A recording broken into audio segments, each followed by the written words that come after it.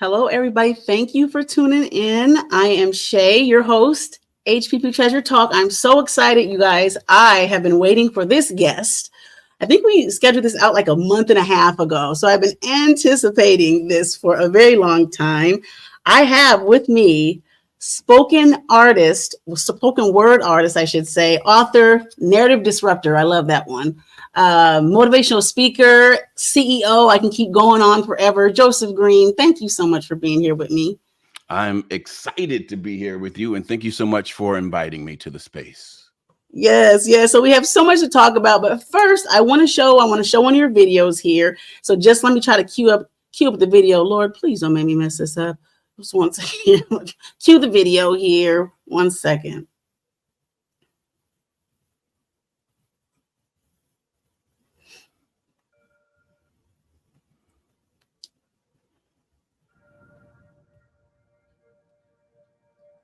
The last time I saw you alive,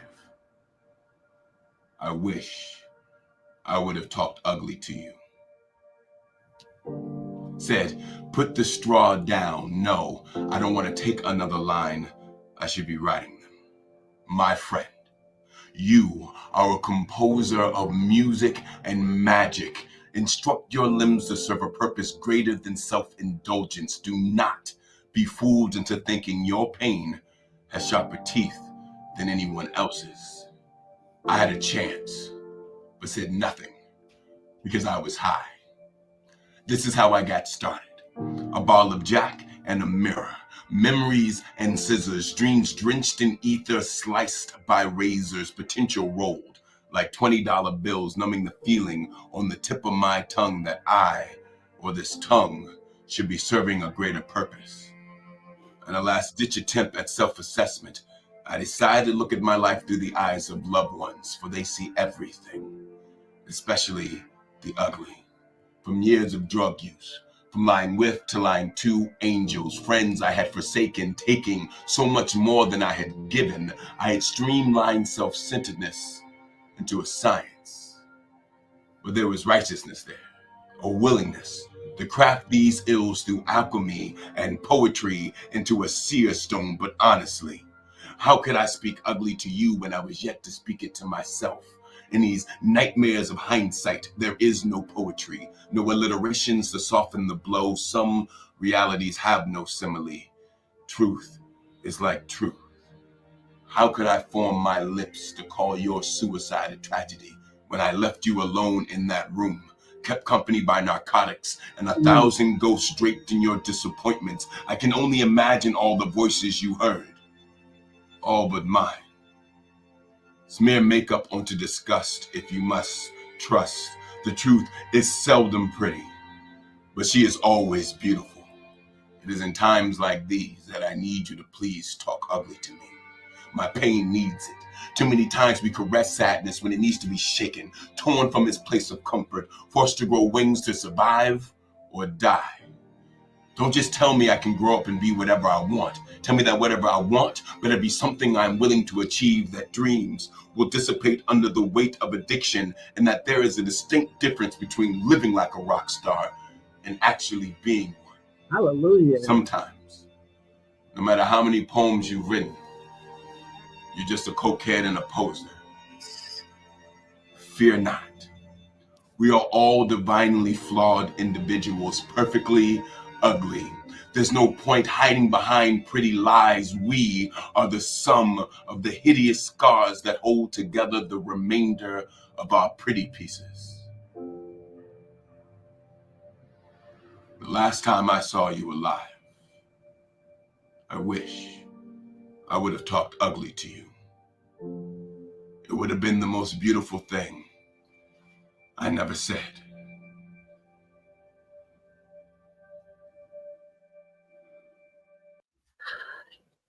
That is so like, I'm trying to hold it together. I forgot my tissue.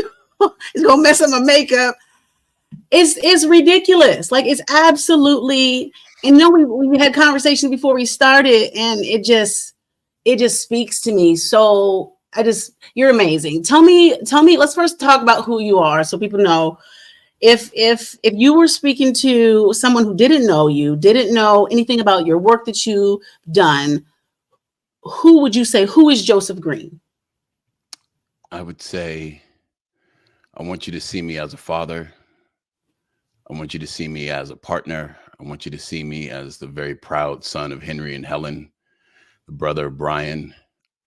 I want you to see me as an active member of my community. I want you to see me as a narrative disruptor, and we can talk about what that is later. But I want you to see me as someone who believes in the power of storytelling to make the world a better place and has dedicated my life to that idea. That's who I am. Amen. Amen. And so yeah, and I'll try to not get so holy. That's how you move me. That's how you move me, like you're preaching to me. So that's awesome. And so you are from, I think I have Springfield, Virginia. Is that correct? Born and raised or no? No, I was born in DC, raised on military bases in Maryland and Virginia. My pops retired when I was like 12, and then we moved to Springfield. And then from there, I lived in Richmond, lived in New York, lived back in DC. And then now I am back in Springfield, about 10 minutes from where I was raised, 5 minutes from where I worked at the Subway in the same shopping center with the Giant that I've been coming to my whole life. We're here. We moved out here during the pandemic just to have more space to create this studio that you see behind so I can continue to do my work. But yeah, and the family got bigger right at the beginning of the pandemic. So we needed more space. Awesome. And DC awesome. could provide, or we could afford in DC. Right. I've been there. Okay. So there's so much to talk about. You have so much going on. I'm trying to keep up, and I wrote a couple of things down, but I want to start out with your recovery journey, if you're okay with talking a little bit about that. Tell me more about that, or tell me whatever you'd like to tell me about your recovery journey. Yeah, I mean, I think my recovery journey is a story of people not giving up on me and being there when I was at me, being able to see them when I was at the bottom of my bottom because they had been there all along. Right. And so the miracle of my recovery is the steadfast perseverance of my mother. It's the story of my father finding recovery 20 years before I did, and creating a safe space for me to return to when I needed it. It's my brother allowing me to be a part of my nephew's life, sort of reinstilling a sense of purpose in me when I didn't think I had much to offer the world. You know, when I tell my recovery story, I don't spend a lot of time talking about what's at the bottom of the well. I think that for those of us who have been down there, there are spaces where we can intentionally go to talk about healing from those things. But when I share my story with the world, I like to talk about the choices that were made by myself and, more importantly, the people around me. So one of the things I tell is, like, I was living in upstate New York, and I was in active addiction, and it had kind of, my luck had run out, right? Like, I was no longer able to compartmentalize. Like, people in this side of my life knew what was going over here, and like things were crashing together. You know, one room renting spot, futon mattress, and like a computer is basically what my belongings were. And I turned the computer on one day, and I looked at an email address that I hadn't checked since college, so maybe 10 years at that point. And I had about, I someone told me I change this number every time I tell the story. So let's just say I had about 100 emails from my mother, and a lot of them were like prayer chain things, like, but still sent intentionally. And a lot of them were just thinking of you, hope you're doing well, we love you. The same thing she does with text messages now, she used to do with email back then. Right. And I had my moment of clarity. And in that moment of clarity, in that moment of desire to change, I had my mother there, and I was able to call my mother. And I knew, at least in that moment, that if I admire my mother, and I do, and my mother tells me that I'm worth fighting for, which I am, Right. then even if I don't believe it right now, I should believe her. And then my father and I were very much estranged at that point, and even he was a different person than I had been projecting upon him, because I stopped letting him grow in my mind back when he got arrested when I was in high school, right? Like I didn't see any of his growth from that point. And so until they let me come back home, right? And so at that moment, I grabbed what I could. It's probably 2 weeks before I could get out of that town, and burnt more bridges, but it was like, I have to get out of here to stay alive, because I don't know what's next, right? Like it's either the situation or the drugs or the person steals or the person I steal from, or like it's just, it gets to a point where you got to go, and you come back, you'll clean up later. Like you just got to get out of here. And so yeah, I was able to go home, and is an interesting place to be as a 29-year-old man living at home again. But I got a job. I was working at a Gold's Gym, making the milkshakes, which is the funny story, because last night my wife told my son that, yeah, your father used to be a trainer. I was like, no. I made the slushies. I was not a trainer at the Gold's Gym. Right. I was not the trainer at the Gold's Gym. But like there, I ran into someone who she was my former speech coach when I was in high school. Like I did speech and debate, and she gave me a gig doing speech and debate coaching with high school students, and it changed my life. It let me know that this is what I wanted to be doing. Like I'm supposed to be teaching somehow, right? I'm supposed to be giving back somehow. And it made the very difficult process of recovery easier, because I tell people it's like the I have a dream speech. Like I knew what version of myself I wanted to become, and I saw it in the reflection of the young people that I work with, who were so trusting and so giving of their time and their talent, that I was like, I want to honor that, and I want to be the best version of the person who helps young people like find themselves and their purpose in life. And so I could see it on the horizon. So like every day when you do that everyday stuff, that like I gotta pay my bills, I gotta go to a meeting, I gotta avoid this place because when I go there, I'm triggered to, like, all of those little things that you have to do to stay strong in your recovery are easier to do when you have something that you're living for. Right. That's good. And I hadn't had kids yet at that point. And so like the something that I was living for were the young people that I was serving. And yeah, that's the story of my, like, that's part of the story. That's part of the story of my recovery. Awesome. And so how does that translate or morph into LMS voice, or does it, or what does the spoken word, does the poetry come first? What comes first, or what comes next after that? So I'm back in Northern Virginia. I'm working as a speech and debate coach. One of the clever things that comes with working for a school county as like an official coach of a team is that you get a badge that is the same badge that everybody else has. And so a teacher had heard that I taught poetry, or that I did poetry, and he wanted me to come in and speak to his English class. And I did. I went and I spoke to his English class, and I had no idea. I didn't do poetry in high school, so I didn't know what young people who did poetry in high school were like. But they were thirsty and they wanted to learn, and like the idea that they had access to someone who performed or toured or had like a chat book, all of that was just like super cool to them. And it was really affirming to me, because at that point I didn't even know what role poetry was going to have in my life, because I still hadn't gotten to the point where I could disassociate it from using, right? Like it was such a part of my life and my identity as a artist, that as I was getting sober, I had to kind of set that down for a minute. And so to see these young people, and to see that I could be in poetry and be around poetry and be around the energy of creation without needing to be high.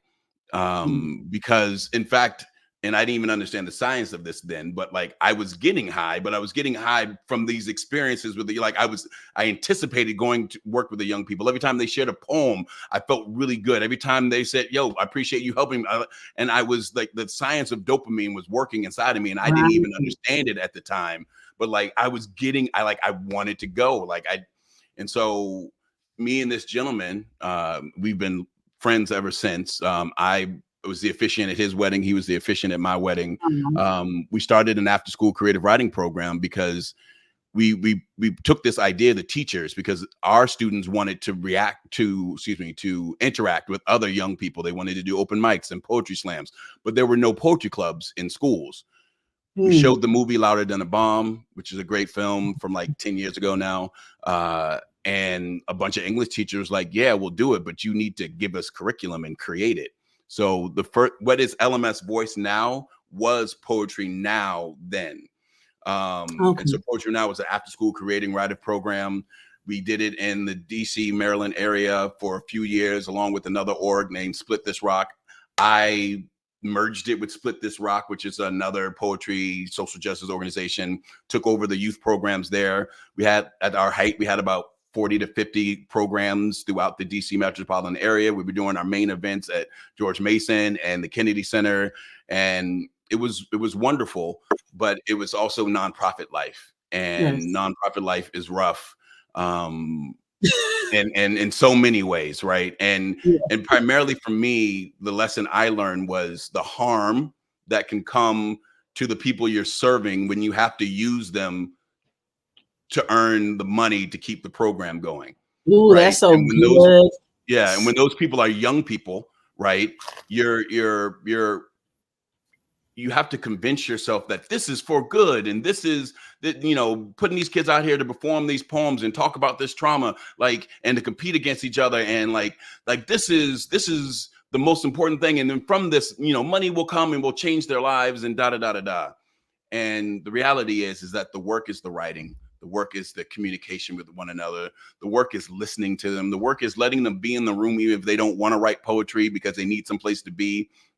And sometimes when things get big and corporate and American, you know, you forget about the people and the human behind it. So I didn't want that type of pressure. I didn't think I was built for it. And so I took everything that I've been doing, professional developments for teachers, writing workshops, keynote speaking, and I started my own business. Doing very similar work.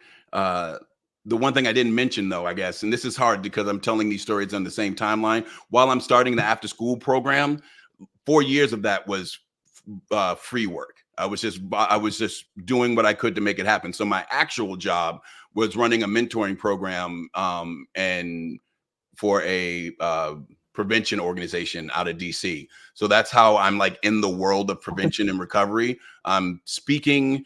I'm running this mentoring program. We're doing this event called Shouting the Myths with Samsa and Nida. And so like I'm getting an introduction to that world, but like my main passion is the poetry stuff and working with young people. And then when I left that space, those things merged. And so now we use storytelling, we use poetry. I teach these workshops, narrative disruption. I still use poetry in all of my presentations.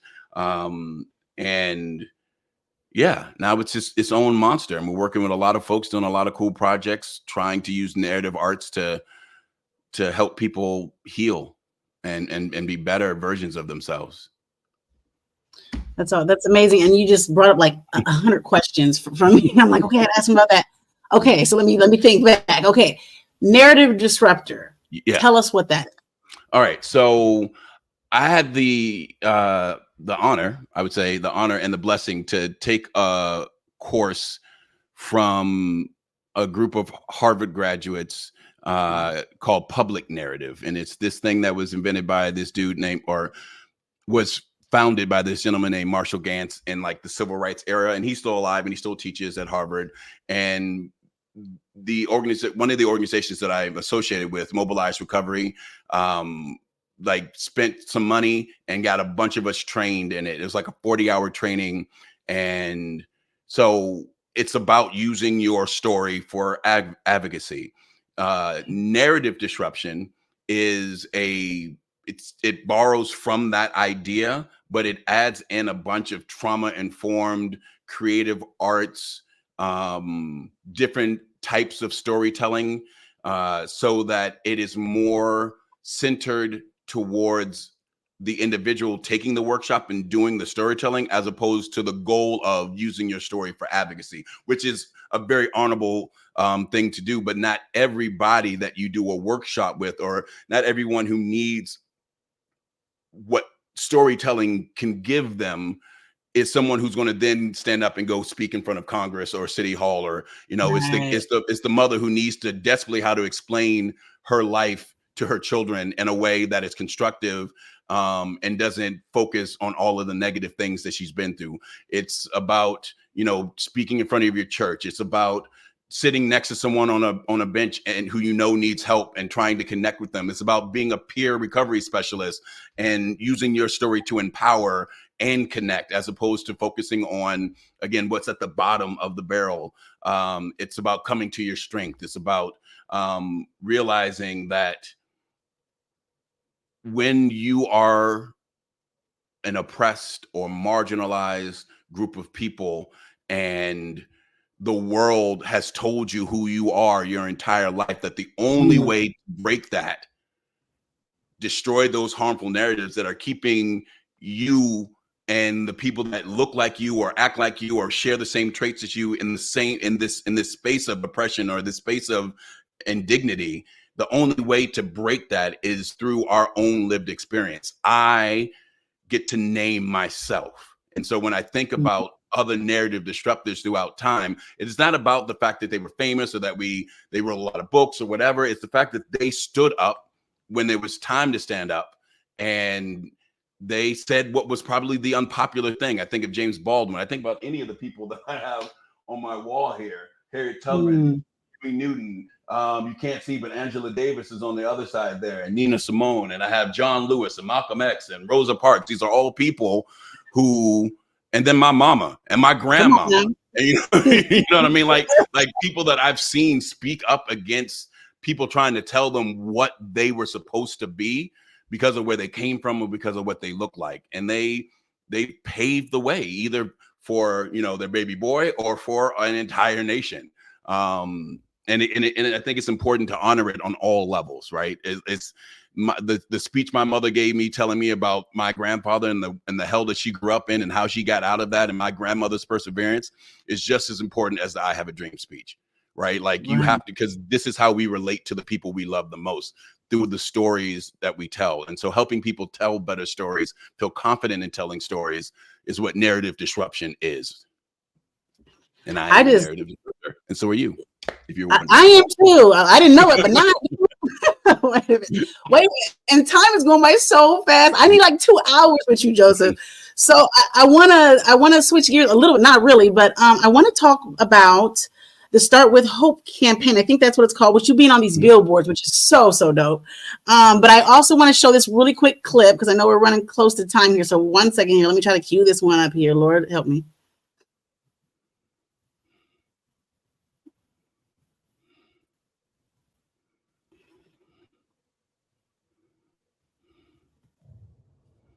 When you look to hope, there needs to be something tangible there. My connection to substance use disorder is that I have it, and I am now a person in long-term sustained recovery from it. When I don't have anything else, hope can't be intangible. That's not enough. Let us use this life and this light and these words as a beacon of hope for anyone who has ever considered themselves a lost cause. Until people started recovering out loud, people like me didn't understand that they had allies out there, that there were spaces that they could go that were safe. We fight for the breakers and the broken, for the damaged and the damagers, for the feared and the fearful, so they know that they are not alone, that we are all here hurting and healing together. We fight So when I tell people like poetry saved my life, hope can save your life, it's not a platitude. I knew that I had something that could help, and I chose to lean into that something, and a good thing came from it.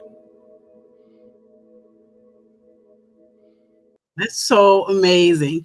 Wait a minute. But first of all, I just gotta say, you be using your hands, and when I know it's real when you using the hands.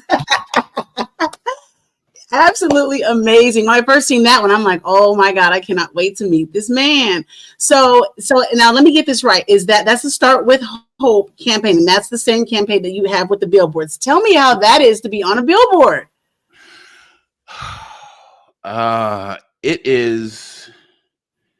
It's humbling, right? I think you have to say that first, because because it's not, if I would have gotten on a billboard for being in like my first movie, my first feature film, then maybe I've been like, yo, I'm blown up, like, yo, but like the reality is, like, I got here because I went someplace that I prefer other people not have to go, right? So you can't go up there and be like, yo, look at me, I'm on a billboard, and then say, oh, why I'm on the billboard, right? So at the end of the day, it's humbling, because I know that I'm not up there alone. You can't see my mother, you can't see my father, you can't see my high school teacher that gave me the gig, you can't see my wife, you don't see my two boys up there, but I'm not up there by myself, right? So many people, so many second, third, fourth, and fifth chances allowed for me to hopefully be, at the very least, just a symbol, right? Like, it has nothing to do with me personally, because there's nothing in that billboard that's personal, right? But if you look up there and you see this black face and you see these yellow letters that say hope, and you see the website underneath it, and you go because the person up there reminded you of yourself, and you know that brown people get to heal too, right? That's so what good. this whole thing is about. Like, we get to be broken and commit crimes and do drugs and lie and cheat and steal and still be redeemed just like everybody else. We get to have mental illness and get better. We get to lose our kids and get our kids back. We get to do all of those things. Like, you don't have to do it by yourself. And so that's all I want it to be, right? The commercial, the poem that I lent to the commercial, it's all about, hopefully, people just realizing that they're not alone in this, and that if no one in your family has broken that generational cycle, no one that's looked like you or come from where you come from has, I have, right? We might not be the same person, but like, we do get treated the same in this world. And so that's something that we can connect on and try to make some positive change. That's amazing. Speaking to generational curses, I didn't even realize I had one. I think a lot of people probably don't, or, you just don't connect it. But like, my mom did drugs, her mom did drugs. Well, I lost my kids. My mom lost me. You know what I mean? And I was like, after I got into recovery and started working where I was working, I just realized, like, oh my God, that's a generational curse. And I'm like, my daughter will not lose her kids. You know what I mean? That's going to stop right now. Right. So yeah, that's so amazing that you speak to that. I am, like I said, we're really short on time, like 2 minutes, but we definitely got to talk about Talk Ugly, your book. This looks like an amazing book. It's out right now. We can buy it right now, correct? Look right there. Come on now, be ready. Stay ready. You ain't got to get ready. Purple Club. Look at us. Yeah, and all this look at that. I'm loving it. Yeah. So no. Hey, tell me more about that. And the pictures is what I'm interested in. So talk more about that. Okay. So Talk Ugly is a graphic novel in verse. And so if you heard of a graphic novel, I like to call it a sophisticated comic book. They're typically longer. They tell full stories. Some of them have superheroes in it, but most of it is just like regular storytelling. And it's a great way to experience somebody's journey. Because if you're a visual learner, you know, it's not any less smart because it's, you know, or clever because it's a graphic novel. It's just another way to appreciate it. And I've done these poems. There's 3 poems in the book. One, Talk Ugly, the poem for my father, and a poem called Dear Me, which is a letter to my childhood self. And I've done these poems so many times, and I wanted to give them to the world, I think, in like one final form that could be appreciated by the old and the young, that could, you know, do work far after I was gone. So I partnered up with a former student of mine, someone who was in one of the first poetry clubs, that graduated high school, went to MICA, which is a art school in Baltimore, graduated from there. Their name is Sydney Long. And we worked over many years, you know, just because life got in the way and no one was paying us to do this as we were doing it. And we finally got to the finish line. Signed with a publisher called, signed with a publisher. I sound like a hip hop artist. I signed with my label, Tacoma Books. Shout out Tacoma Books, stand up. Yeah, so I signed with and they're local. They're mom and pops. It's 2 dudes, 2 brothers for that matter. And I met one because he's a teacher at one of the local schools here in DC, and I met him doing a poem in his classroom talking about recovery, and he happened to be in recovery, and we just kind of bonded on that. And I was like, yeah, this is the project I'm working on. He's like, oh, well, my brother has a publishing company. He's done like 3 or 4 books. And so here we are. If you're interested, it's tacomabooks.com. TAKOMA books.com, and it's on there, and you get a signed copy for a little bit extra, or you can just buy a regular one for you and whoever you care about. If you're a teacher or somebody in the recovery space and you want to order like mini books for a recovery space or for a school, there's a contact form there. Please reach out to us. We want to get as many of these books out into the world as possible. Awesome. I hate to say we're out of time. You got to come back. Will you please come back? I feel like we have so much more to talk about, so much more we didn't touch on. I know you're a busy guy, as I. Is there any way you can come back and visit me? I think the answer is yes. If coming back to visit you means coming down to my basement and having a cool conversation, then yes. I'd be very happy to come back. I'm not coming to the island, but I'd be very happy to hang out in this space. And thank you. This was a very joyful conversation. Sometimes I get on here and people want to get super heavy and stay super heavy. I feel like there's a cultural kinship here. I grew up in Southern churches, and sort of like every way that you've been calling out throughout this conversation, it feels a little bit like home. So I appreciate it. And yeah, I wish you the best of luck on this venture. Yes, thank you so much. That's it, you guys. This is Shay. This has been Joseph Green giving us all of his wise words. Check out Talk Ugly. You said it's Tacoma.com. Tacoma? Talk Ugly Books, TacomaBooks.com. Awesome. I'm gonna literally buy one right now.